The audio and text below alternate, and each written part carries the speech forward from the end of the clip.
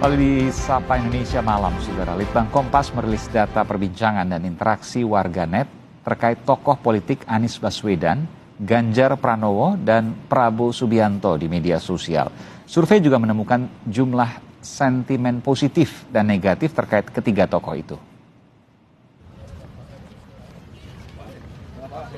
Litbang Kompas melakukan pemantauan interaksi warganet pada sejumlah tokoh politik di media sosial dan pemberitaan media massa digital pada 17 hingga 23 Mei 2022.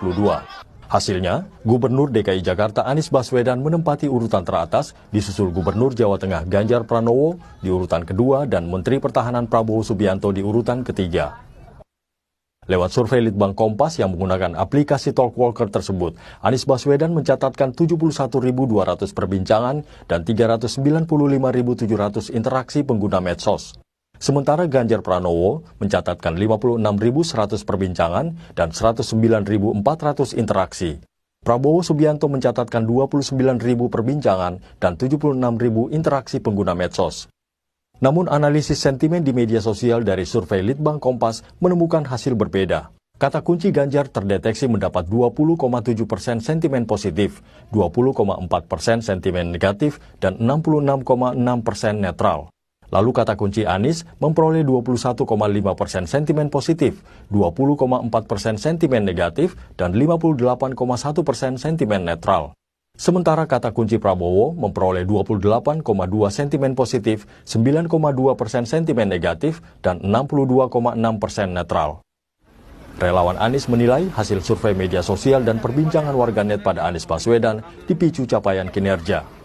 Pemberitaan belakangan memang sangat ramai memperbincangkan tentang Anies Rashid Baswedan, dan saya rasa itu banyak dikutip, banyak diberitakan oleh masyarakat karena prestasi-prestasi atau capaian-capaian dan kinerja Bapak Anies Rashid Baswedan.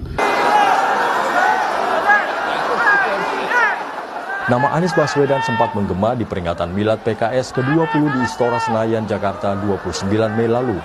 Kader PKS meneriakan Anies Presiden saat tiba di Milad dan disambut petinggi PKS. Nama Anies Baswedan, Prabowo Subianto, dan Ganjar Pranowo ramai disebut berbagai survei terkait kandidat bursa calon presiden 2024. Ketua DPD Gerindra Habibur Rahman menyebut elektabilitas Prabowo Subianto yang masih teratas sebagai momentum kembali bertarung di Pilpres 2024. Ini Pak Prabowo udah 3 kali Pilpres belum menang ya, bukan kalah tapi menang di posisi kedua ya, dapat runner up. Kok surveinya tetap tinggi. Nah ini pertanyaan memang ya, saat inilah momentum, justru saat inilah momentum Pak Prabowo untuk maju di Capres dan menang. Sementara Sekjen PDI Perjuangan Hasto Kristianto menyebut hasil survei akan berubah setiap saat dan bukan hasil kerja perorangan. Ya kalau survei kan berdasarkan berbagai responden yang setiap saat bisa berubah. Jumlah rakyat Indonesia itu begitu besar dan aspek naik turunnya partai politik itu melalui suatu kerja kolektif turun ke bawah, bukan kerja perorang-orangan.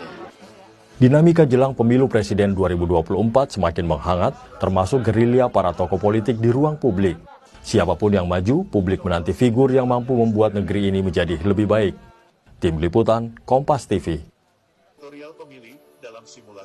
Saudara, bagaimana memaknai hasil temuan survei Litbang Kompas terkait perbincangan dan interaksi tokoh politik di media sosial?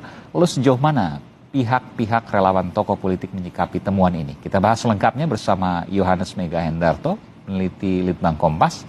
Lalu ada Laude Basir, koordinator relawan Anies Baswedan. Selamat malam, Bapak-Bapak. Sehat selalu. Malam. Assalamualaikum warahmatullahi wabarakatuh. Waalaikumsalam warahmatullahi wabarakatuh. Saya ke Bung Hendar dulu, peneliti Litbang Kompas. Jadi apa yang ditemukan oleh Litbang Kompas? Ada 3 tokoh yang selalu menempati 3 besar di survei dan kemudian dilihat bagaimana warganet melihat mereka, membicarai mereka, dalam tanda kutip ya, menggibahi mereka gitu ya, kurang lebih begitu ya. Iya. Oke. Perlu dicatat dulu, pertama-tama kami melakukan Kompas Media Monitoring menggunakan survei ini di periode tanggal 17 sampai 23 Mei. Jadi kita kunci di periode itu. Dalam 1 pekan itu seperti tadi data disampaikan, hasil perbincangan untuk Pak Anies Baswedan itu jauh lebih tinggi dibandingkan Pak Ganjar ataupun Pak Prabowo Subianto. Tapi kalau lihat dari interaksinya, hal yang sama juga begitu, Pak Anies, Pak Ganjar, Prabowo. Lalu kemudian di bagian sentimen, nah ini yang menarik. Di bagian sentimen, posisi Pak Anies lebih banyak dibicarakan negatifnya 20,4 jika dibandingkan dengan ketiganya, dengan Pak Ganjar ataupun Prabowo. Meskipun Mas Ganjar dan Pak Prabowo ada negatifnya juga,